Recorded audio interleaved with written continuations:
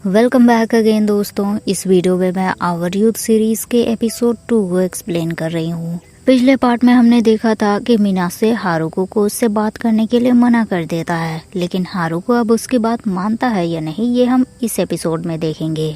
इस एपिसोड की शुरुआत मिनासे से होती है। स्कूल से वापस आते वक्त रास्ते में वो हारुको को देखता है।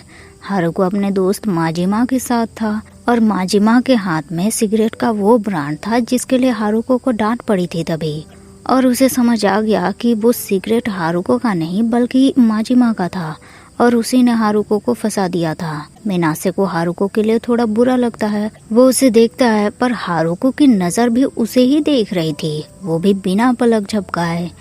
मिनासे दोस्तों के साथ सेल्फ स्टडी करने जाता है। वहाँ मिनासे का एक दोस्त बोलता है कि वो माजिमा स्मोक करता है, ऐसा तो दिखता नहीं है, लगता है उसे भी हारुको का असर हो गया है, इसीलिए हारुको के साथ रहने वाला पर्सन बिगड़ जाता है। लेकिन मिनासे उसे डिफेंड करने लगता है कि वो सिगरेट माजिमा का था, हारुको का नहीं, और हारुको को हम जैसा समझ रहे हैं वैसा नहीं है वो। दोस्तों को ये बात स्ट्रेंज लगती है। एक दोस्त की गर्लफ्रेंड उसे बुलाती है तो वो चला जाता है। दूसरा दोस्त मिनासे को समझाता है कि हारुको से दूर रहो, प्रॉब्लम में पड़ जाओगे। अगर तुम ये मान रहे हो कि दूसरी पार्टी बुरी नहीं भी है फिर भी दूर रहो, क्योंकि बहुत सारे ऐसे नॉवेल पढ़े हैं मैंने जिसमें लास्ट में सफर ही होना पड़ता है। लेकिन मिनासे को उसकी बातों पर हंसी आने लगती है। वो उसे बोलता है कि मुझे भी कोई बुक सजेस्ट करो तब। फिर वो घर वापस आता है तो माँ घर पे डिनर बनाकर उसी का वेट कर रही थी। वो मिनासे को बोलती है, मुझे लगा था तुम पार्टी करने गए होगे इसीलिए लेट हो गए।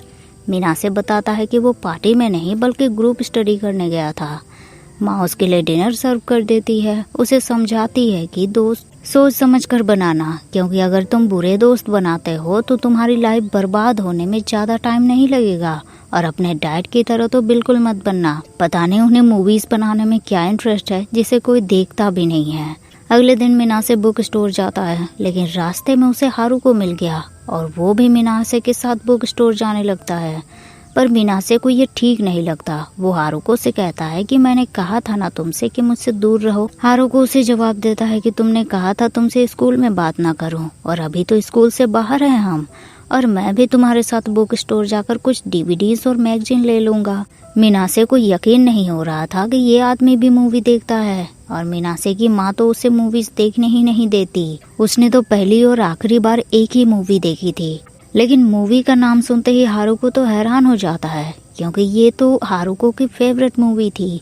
वो तुरंत मिनासे को बुक स्टोर छोड़ने के बजाय अपने घर लेकर आ जाता है और उसे उस मूवी का डीवीडी दिखाता है। बताता है कि इसके डायरेक्टर मेरे फेवरेट हैं, और जैसे ही पता चला उस डायरेक्टर का बेटा तो उसके सामने खड़ा है, वो तो काफी एक्साइटेड हो गया। फिर दोनों साथ में बैठकर मूवी देखते हैं। मिनासे उसे पूछता है कि मूवी क्यों पसंद है तुम्हें।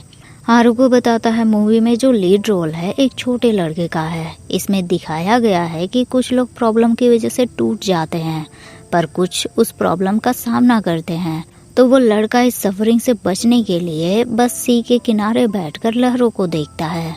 लेकिन मूवी आधी भी खत्म नहीं हुई थी और हारुको के शराबी डैड घर पहुंच गए। वो बुरी तरह दरवाजा पीटते हुए हारुको को आवाज देने लगे। हारुको घबरा गया और मिनासे को पीछे के दरवाजे से वो भगा देता है।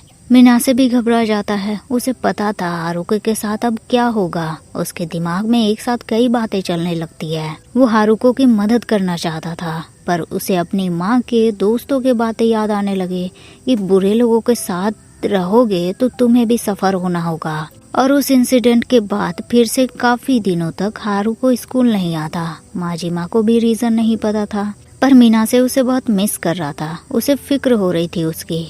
और उस शाम उसे रास्ते में हारुको दिख गया, जो एक खाली पड़े घर के पास वाले तालाब के किनारे जाकर बैठ गया था। मिनासे उसके पास जाता है, पूछता है कि तुम आजकल स्कूल क्यों नहीं आ रहे। हारुको जवाब देता है कि बस मन नहीं कर रहा।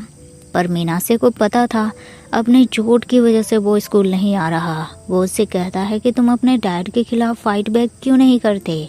हारुको जवाब देता है, मैं उनके जैसा बनना नहीं चाहता, जब तक टॉलरेट कर पा रहा हूँ सहता रहूंगा।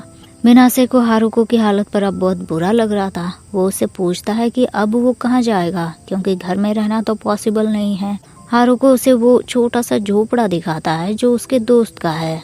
वो अपनी गर्लफ्रेंड के साथ रहता है, तो उसने हारुको को यहाँ रहने की परमिशन दी है और वैसे भी उसके पास पैसे भी नहीं है कि वो कराओके बार वगैरह जाए। मिनासे उसे अपने घर आने को बोलता है क्योंकि वो भी तो अकेला है, उसके पेरेंट्स कहाँ उसके साथ रहते हैं। और फिर हारुको मिनासे के साथ उसके घर आ जाता है। फिर दोनों मूवी देखते हैं।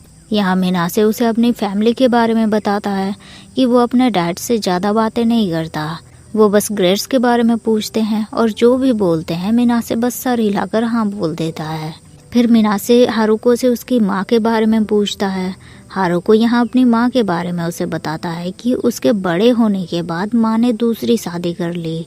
मैं भी उनके साथ जाता पर मेरे डैड हम दोनों को कहीं से भी ढूंढ कर निकालते और हमें मार डालते, तो इसीलिए मैं यहाँ रुक गया। और मेरी माँ को तो पता भी नहीं है कि मेरे डैड मुझे मारते हैं और जब तक मैं उन्हें रोक पाऊंगा मैं रोकूंगा। लेकिन फिर हारुको मिनासे के बालों को सहलाने लगता है। उसे बोलता है कि उसने कभी किसी को किस किया है।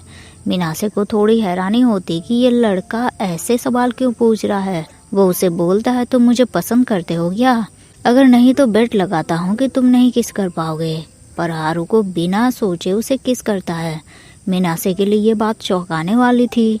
वो तुरंत रूम से बाहर भाग जाता है और हारुको थोड़ा निराश हो जाता है। उसे लग रहा था कि दोनों क्लोज आ गए हैं, पर कहीं इसकी वजह से दूरियां ज्यादा ना बढ़ जाए, यही सोचकर वो मिनासे के घर से बाहर चला जाता है। तो इसी के साथ आवर यूथ सीरीज एपिसोड 2 की एक्सप्लेनेशन यही एंड होती है। वीडियो आपको पसंद आया हो तो लाइक शेयर जरूर कर दीजिएगा और मिलते हैं फिर नेक्स्ट वीडियो में। तब तक के लिए thank you so much guys for watching the video.